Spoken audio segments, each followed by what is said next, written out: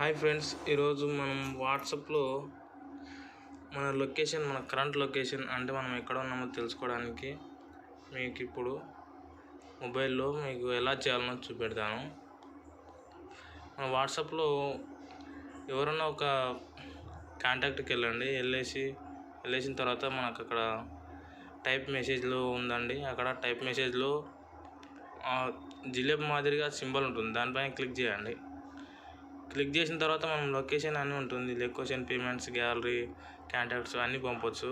Location పైన click చేసిన తర్వాత ఇలా వచ్చేస్తుంది. మనకు వచ్చిన తర్వాత మనం సెండ్ యువర్ కరెంట్ లొకేషన్ అనే ఆప్షన్ చూజ్ చేసుకోవాలి ఎప్పుడైనా సరే.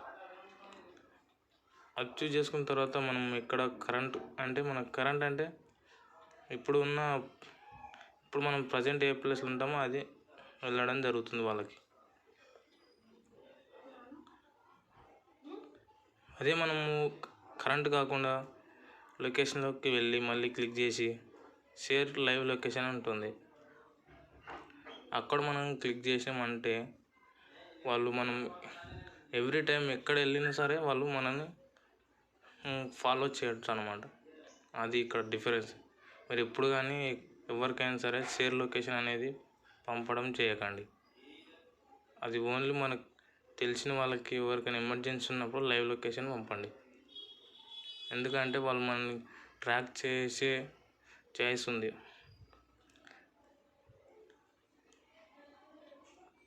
ఇది కంటిన్యూ అని కొట్టేసినాం అనుకో మనకు వాళ్ళకి స్ట్రేట్గా వెళ్ళిపోతుంది. అది మనకు ఆప్షన్స్ వస్తుంది, 1 hour 8 hours అట్లా. ఎన్ని అవర్స్ అంటే అన్ని అవర్స్ ఫాలో కావడానికి ఆప్షన్ ఉంటుందండి, సెలెక్ట్ చేసుకోవచ్చు. అది